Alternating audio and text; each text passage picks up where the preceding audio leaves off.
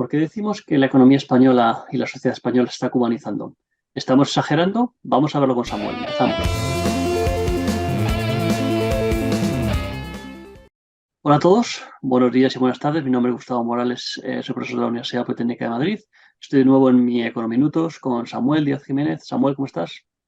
Muy buenas tardes, Gustavo. Encantado de debatir y colaborar con vosotros de nuevo.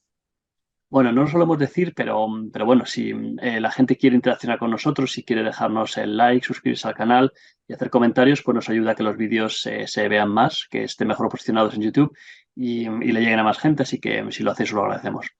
Hoy empezamos hablando primero de este sorteo que hemos hecho esta semana, Samuel, en LinkedIn, en el que hemos sorteado dos libros de Philippe Baus para hablar de si se parecen o no estas dos figuras que tenemos en la miniatura del vídeo de hoy, que vamos a desvelar que son en la izquierda de vuestra imagen La Habana Vieja, en la derecha el barrio del Cabañal en Valencia, ¿vale?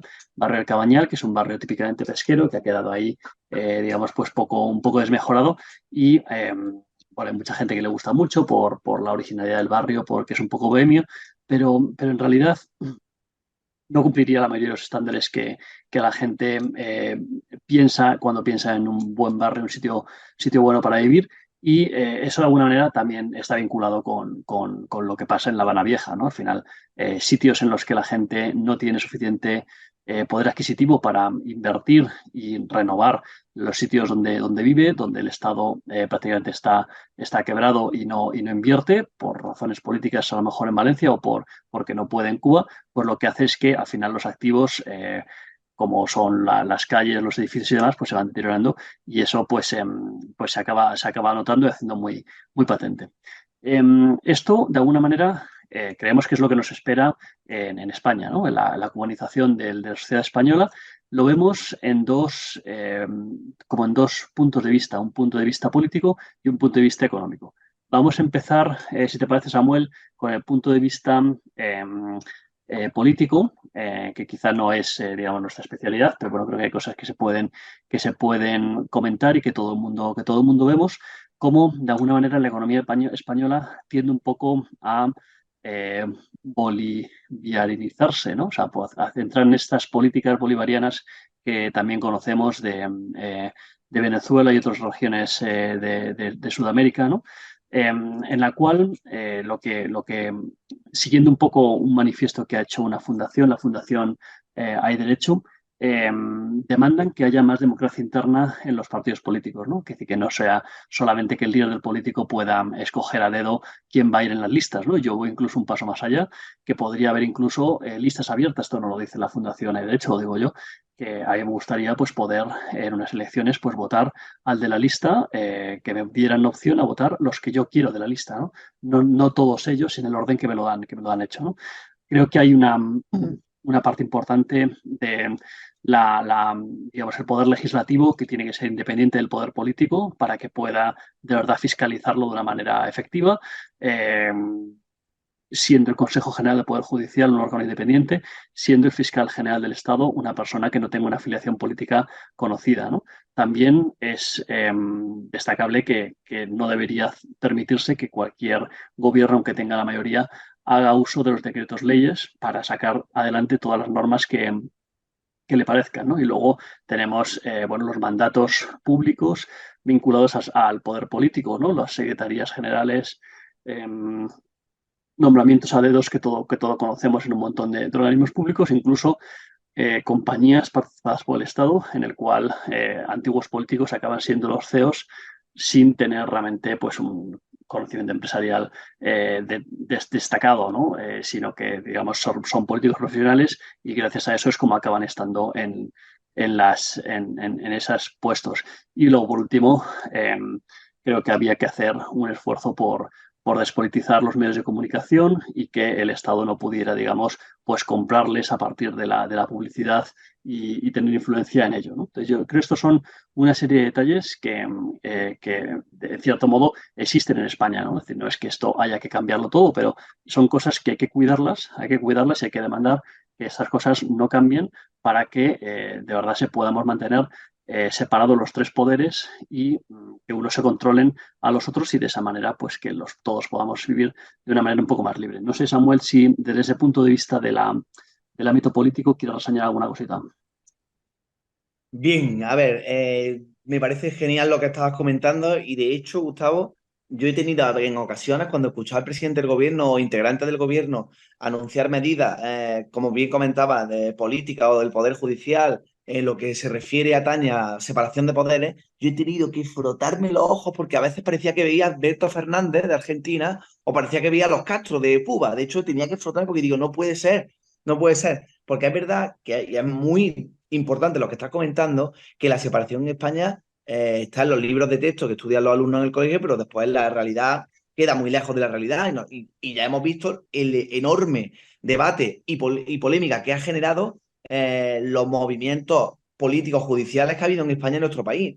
También es verdad que con lo que comentabas de las listas, cosa que es muy importante, porque al final tú votas a un partido en el cual tiene un líder, que ese líder, cuando que hay que apretar el botón en el Congreso de los Diputados para discernir sobre una medida a favor o en contra, esos que están ahí sentados, los 150 de cada partido, 80, 70, 40 o 5, no deciden. Decide el líder en una reunión previa que han tenido, pero decide una persona, la cabeza pensante. Sin embargo, yo creo que casi todos los ciudadanos estarían dispuestos, estarían de acuerdo en poder elegir al representante que mejor se adaptara a la realidad de su propia provincia, comunidad o lo que fuese, y que decidiese él sobre los intereses de esa comunidad. Creo que eso queda lejos de la realidad española y yo creo que por eso nos acercamos a lo que es la cubanización de nuestra política y también de la economía. Y digo de la economía, Gustavo, porque cuando ya en un país se empieza a celebrar y se empieza a sacar pecho de las ayudas que se proporcionan a los ciudadanos, de las coberturas sociales que se dan, celebrando que cada vez hay más ciudadanos que se adhieren a esa ayuda, eso ya es un problema. O sea, yo cuando veía eso, cuando yo he visto que hay políticos del gobierno y no del gobierno que han celebrado que cada vez más españolas que se sumen a ayuda, yo me frotaba los ojos de verdad, me los volvía a frotar porque decía, por favor, que los españoles hagan así, Gustavo, y se quiten la gafa ideológica. O sea, que se desprendan de su ideología un momento, hagan autocrítica y digan, ¿cómo se puede celebrar que cada vez más españoles que por su propio mérito y por su propia productividad y trabajo y esfuerzo no puedan salir adelante? Eso es un problema muy grave. Y eso ya pasa en Argentina desde hace muchísimos años y pasa en Cuba desde hace muchísimos años. Y ha llegado al punto pues, en el que tú estabas comentando, de ser economías totalmente zombificadas y destrozadas, ¿no? Eso es, eso es. Y hay una cuestión que a mí me llama mucho la atención, ¿no? Y es que cuando miras un poco cómo han vivido amigos de tus padres, ¿no? Gente más mayor que a lo mejor hizo su carrera profesional con, digamos, en los años 70, en los años 80, ha habido mucha gente que incluso con trabajos modestos ha podido comprarse no solo su primera vivienda, sino una segunda vivienda en la playa o en la montaña, incluso en ocasiones hasta una tercera vivienda, ¿no? Hoy en día eso es raro, ¿no? O sea, ver a gente de nuestra generación que se pueda comprar dos viviendas, pues no es una cosa muy, muy frecuente, ¿no? Y esto me ha dado mucho que pensar de que en realidad se ha perdido mucho poder adquisitivo, ¿no? En España. Efectivamente hemos encontrado algunos datos como una medición del consumo individual real, que es el indicador que mide el nivel de vida real de los hogares y que los compara con el nivel de bienestar de otros países de nuestro entorno. En España, este consumo individual real en el año 2008 estaba equiparado con el de la Unión Europea, pero en los últimos años ha ido descendiendo, ¿vale? Hoy en día, los países que están por encima de esa media, por encima de ese promedio en la Unión Europea, son países como Luxemburgo, Alemania, Austria, Países Bajos, Bélgica o Dinamarca, incluso Francia, ¿vale? Pero hay otros países que están por debajo de ese promedio, ¿vale? Entre los que se encuentra España, junto con Bulgaria, Hungría, Eslovaquia, Croacia, Grecia, Estonia, Letonia, República Checa, ¿vale? Entonces, lo que quiero un poco reseñar es que efectivamente parece que algo está pasando, que no vamos a entrar aquí en las causas últimas, pero algo está pasando que los españoles tenemos cada vez menos poder adquisitivo, según este estudio, este dato que lo recoge Eurostat, ¿vale? Esto no quiero que nadie piense que esto es un dato que hemos cogido ahí en un paper que hemos buscado en una biblioteca extraña, ¿vale? Sino que esto es una cosa recogida por Eurostat, que es un organismo de la Unión Europea que creo que es claramente fiable, ¿vale? Y un aspecto en el que se refleja esta disminución del poder adquisitivo de los españoles puede ser el tipo de coches que nos compramos, ¿no, Samuel? Hombre, claro, también, a ver, primero hablando del tema de la vivienda, que es verdad que es muy significativo. De hecho, hace unos días le hacía la renta a mi abuelo y su piso, que compró en los años 70, 60 largos, creo que le costó 375.000 pesetas, Gustavo. Y ahora está valorado su piso en 180.000 euros, que al uso son unos 24 millones de pesetas. O sea, ¿qué quiero decir con esto? Es un hecho. Lo que estabas comentando es una realidad, que el valor adquisitivo, el poder adquisitivo de los españoles ha mermado. De hecho, con la entrada del euro, es verdad que nuestra economía se ha visto beneficiada en muchas cosas, pero 1.000 euros de hoy valen un 40% menos que 1.000 euros del año 2000 o 2002, cuando entramos en el euro. El valor adquisitivo, el poder adquisitivo y capacidad de compra del euro ha perdido un 40% de valor desde su creación. Pero ahora bien, en el sector del automóvil, España tiene el parque de automóviles más antiguo de Europa. Esos son datos de la Asociación de Faconauto, ¿vale? Asociación de concesionarios a nivel nacional. También uno de los datos muy significativos es que 6 millones de vehículos, 6 millones de vehículos se compraron con las antiguas pesetas y están circulando a día de hoy. En el parque de automóviles siguen vivos y siguen circulando. 6 millones de vehículos, pero es que 11 millones de vehículos tienen más de 16 años. No llegan a los 22 de antes del euro, pero tienen más de 16 años. 11 millones de vehículos. O sea, es una absoluta barbaridad.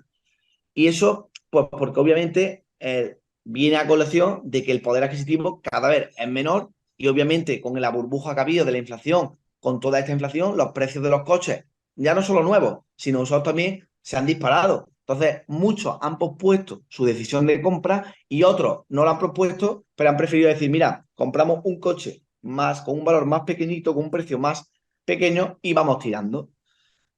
Pero claro, el vamos tirando ya lleva muchos años y cada vez se perpetúa más en el tiempo. Por lo tanto, en nuestra economía no es que dé síntomas de recuperación, ni de ir como una moto, sino que al final muchos españoles no se pueden subir a la moto de la economía, ¿no, Gustavo? Eso es. Y bueno, para cerrar un poco ya este tema de la parte económica, decir que no solamente queremos mirar esa variable del consumo real de las familias, sino que también una métrica más tradicional como el PIB per cápita. En los últimos 4 años, el PIB per cápita en términos reales en España ha caído un 6,6% y en términos nominales un 2,6%. El porcentaje de personas en riesgo de pobreza o exclusión social es el 26% y solo superan en España Rumanía, Bulgaria y Grecia. Entonces, bueno, yo creo que todos estos son datos. Como digo, no queremos en este vídeo entrar al detalle de cuáles son las causas últimas, pero creo que bueno, los datos son inapelables y no permiten digamos, establecer un relato, o no debemos dejar caer que en el relato de que España va muy bien y que vamos mejor que nunca, porque realmente no es así. Y esta tendencia, desde luego, es una tendencia estructural y hay que ser consciente de ella, de que esto no se cambia de la noche a la mañana y no se cambia si no hay unas políticas decididas en ese sentido que vayan en una medida de liberalizar la economía, flexibilizar la contratación y, bueno, pues el aumentar la libertad económica para digamos, fomentar que haya más negocio y más crecimiento, ¿no? No sé, Samuel, si quieres añadir algo más antes de terminar. Simplemente, Gustavo, que es un hecho que ignorar los datos es vivir de espaldas a la realidad. Y eso le ha pasado a muchos gobiernos desde que entramos en democracia en nuestra economía, en nuestra sociedad, en nuestro país, desde que alcanzamos la democracia. Muchos gobiernos han vivido a espaldas de los datos y han ignorado la realidad, simplemente intentando sacar rédito político de cada medida que utilizaban. Entonces, obviamente, eso pasa consecuencias, pasa su factura, y al final los problemas de hoy son los excesos y el pasotismo político del pasado. Sin más, y ojalá que a lo largo del tiempo se pueda revertir la situación, pero la verdad es que no tiene pinta, Gustavo. No tiene ninguna pinta, en parte también por que hay algunas características de la sociedad española que nos recuerdan también a algunas sociedades latinoamericanas, ¿no? Como por ejemplo la red de protección o el trabajo digamos, en negro, ¿no? Cuéntanos un poco sobre esta teoría que tienes, Samuel. Sí, había algunos economistas extranjeros, yo que tengo relación con algunos, nos preguntaban y nos decían que cómo era posible que en España no hubiese tanta protesta, que no hubiese contenedores ardiendo, que no hubiese una polémica de los ciudadanos con el poder político debido a los datos económicos que hay. Y una de las cosas que yo les explicaba es que hay tres factores en la economía y que hace gala de que seamos una economía latina, que es lo que somos, que son los factores son los siguientes. Factor familia, una economía latina del sur de Europa, que obviamente la familia todavía juega un papel importante. De hecho, todos tenemos ejemplos de algún familiar, abuelo o tío que con su pensión ha ayudado a la familia y ha dado cobertura para ello. Después, segundo factor, la cobertura y el cinturón de seguridad que tiene el Estado con ayuda a toda esa capa de la sociedad que no puede salir por sus propios medios, que eso a la larga, como ya hemos comentado en varias entregas y seguiremos comentando, puede ser perjudicial. Y el tercer factor es la economía sumergida. Si esos tres factores ahora mismo en España no se dieran, yo creo que todos compartiríamos y tenemos la opinión de que obviamente habría muchísimas protestas, las calles estarían inundadas de manifestantes y ojalá que no, pero yo creo que también de violencia, ¿no? Muy bien, bueno, pues una sociedad anestesiada, una sociedad en la que la gente no se queja, no ve los problemas venir. Alguna vez para algún artículo hemos visto cuáles son las palabras más buscadas en Google Trends, en Google, ¿no? Y realmente pues, la gente no está preocupada por la situación económica ni por la situación política y, bueno, pues eso de alguna manera nos acabará pasando factura en algún otro momento cuando tengamos que conducir coches de los años 50 como en Cuba, ¿no? Así que nada, pues se lo dejamos aquí y seguiremos la semana que viene dando un poco la lata también, Samuel. Pues nada, pues hasta la semana que viene, Gustavo, encantado. Nos vemos, un abrazo.